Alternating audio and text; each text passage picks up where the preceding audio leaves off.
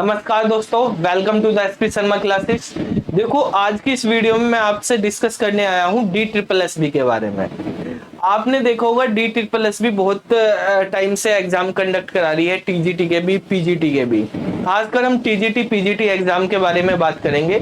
और ये एग्जाम जो है खाली कंप्यूटर साइंस से रिलेटेड नहीं, सभी सब्जेक्ट से रिलेटेड एग्जाम्स की बात कर रहे हैं। ठीक है भाई, अगर कंप्यूटर साइंस में भी देखें तो 2017 से एग्जाम हो रहे हैं टीजीटी के, फिर 18 से पीजीटी के एग्जाम हो रहे हैं। तो डी ट्रिपल एस बी जो एग्जाम करा रही है टीजीटी पीजीटी के, चाहे वो किसी भी सब्जेक्ट के एग्जाम हो, हम ये नहीं कह रहे कि कंप्यूटर साइंस के, हिंदी के, इंग्लिश के, कोई से भी हो, आप सभी स्टूडेंट जो तैयारी कर रहे हैं आपको पता होगा। But D triple S B ये कह रहती है कि टीजीटी जो एग्जाम होंगे वो ग्रेजुएशन लेवल का उसमें सिलेबस आएगा, पीजीटी का जो एग्जाम होगा उसमें पीजी लेवल का, मास्टर लेवल का सिलेबस होगा। तो जो आपने ग्रेजुएशन में पढ़ा है उसकी तैयारी कर लीजिए टीजीटी के लिए, जो आपने मास्टर में पढ़ा है उसकी तैयारी कर लीजिए पीजीटी के लिए।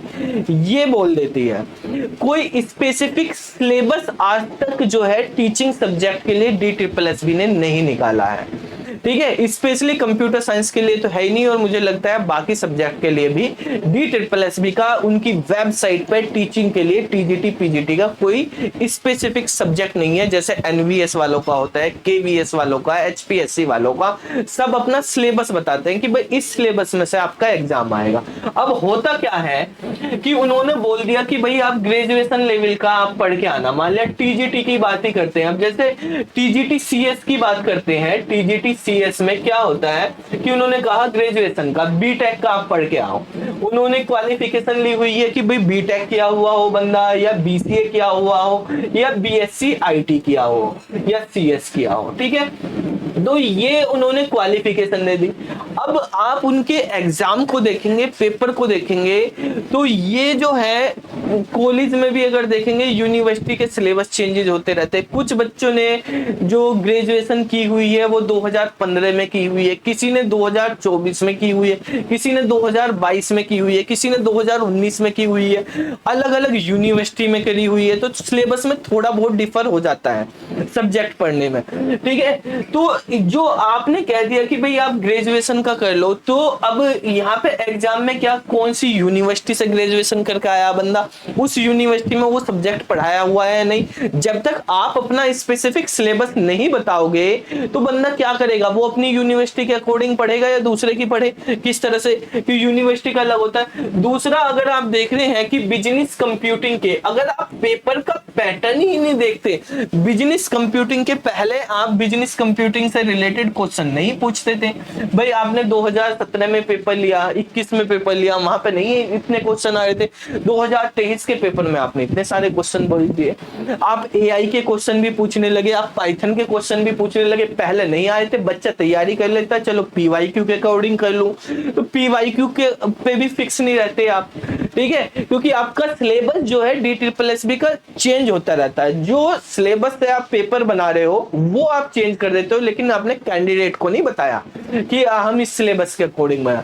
जब केवीएस हो, एनवीएस हो, इतनी बड़ी बड़ी संस्थाएं है, या कोई भी हो, यूपीएससी हो, कहीं पे भी हो, सब अपना सिलेबस बताते हैं कि भाई इस सिलेबस में से पेपर लिया जा रहा, तो आप क्यों नहीं बता रहे हैं? सिलेबस जो है, सिलेबस उनकी साइट पे है या नहीं उनको खुद नहीं पता है।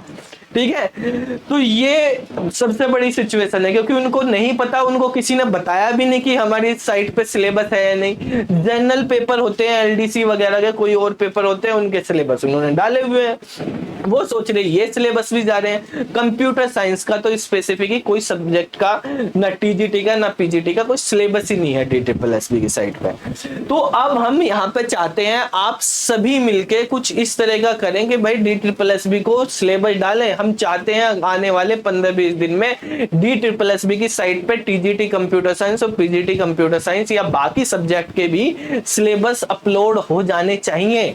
ठीक है भाई, उसी के अकॉर्डिंग तो बच्चे प्रिपेयर करेंगे।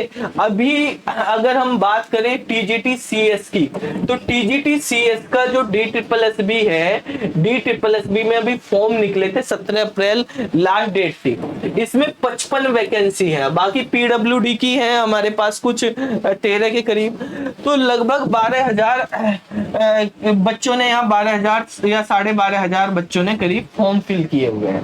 एक ये जो है डीओई में निकली हुई है वैकेंसी, एक हमारे पास पीजीटी की निकली हुई है, ये एनडीएमसी के थ्रू निकली हुई है।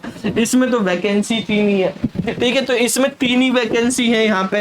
इन 55 वैकेंसी के लिए 12,500 के करीब फॉर्म है, इन 3 वैकेंसी के लिए 1250 के करीब फॉर्म है, ठीक है। तो इतने फॉर्म यहाँ पे निकले हुए हैं, वो फॉर्म फिल किए हुए हैं, इतने फॉर्म फिल किए गए हैं। तो आप लगभग देखो, इसमें तो कंपटीशन है, इसमें बीएड भी मांगी गई थी, तो 1250 के करीब फॉर्म फिल हुए हैं, जबकि इसमें बीएड नहीं है आपके पास, तो यहाँ पे 12,400 की संख्या फॉर्म फिल करने की कम इसलिए भी है क्योंकि एज लिमिट जो है केवल 30 साल की हुई है। यहाँ पे बीएड भी मांग ली तो और कम होगी, ठीक है। बीएड वाले बच्चे हैं ही नहीं, जो कंप्यूटर साइंस वाले, उन्होंने बीएड ही नहीं की हुई है, ठीक है। तो भाई अब हम यहाँ पे जो है एक हैशटैग चलाना चाहते हैं, ठीक है, जिससे DSSS को लगे कि भाई आपको सिलेबस रिलीज करना। तो यहाँ पर हम एक हैशटैग चला रहे, इस वीडियो में भी आपको मिल जाएगा, डिस्क्रिप्शन में मैं कमेंट में भी पिन कर दूंगा, DSSS सिलेबस रिलीज करो, सिलेबस रिलीज करो। तो भाई ये सभी जो बेसिकली जितने भी टीचर्स हैं, मैं उनको भी कहना चाहूंगा भाई, जो भी ये वीडियो जिनके पास भी पहुंचे या स्टूडेंट बता दें कि भाई सभी इस बारे में वीडियो बनाएं, ठीक है। DSSS भी जो है सिलेबस दे, जिससे बच्चे जो है टू द पॉइंट जो है सिलेबस के अकॉर्डिंग अपनी तैयारी कर सके, अच्छे से कर सके। वो फिर ये हो जाते हैं यार हमने इतनी मेहनत करी, पढ़ाई करी, लेकिन पेपर में कुछ और ही आ रहा है, ये सब्जेक्ट तो हमें पता ही नहीं था, पहले कभी पूछा ही नहीं था, अब आ रहा है। तो भाई DSSS भी से हम कह रहे हैं कि सिलेबस रिलीज करो। तो इस वीडियो के हैशटैग में भी आपको मिलेगा DSSS भी सिलेबस रिलीज करो। हम ट्विटर पे भी चलाएंगे, क्या मैसेज लिखना है वो पूरा मैसेज मैं यहाँ पे कमेंट में पिन कर दूंगा, ठीक है, डिस्क्रिप्शन में भी डाल दूंगा। सभी टीचर्स जो है इस बारे में एक वीडियो बनाए कि DSSS भी सिलेबस रिलीज करो, सभी टीचर्स से मुझको रिक्वेस्ट कर रहा हूँ, ठीक है। तो ये बच्चों की भलाई के लिए है, बच्चे उसी के अकॉर्डिंग पढ़ाई करेंगे तो अच्छे से वो कर पाएंगे, ठीक है। तो जय हिंद, जय भारत, यही आपको कहना था। धन्यवाद।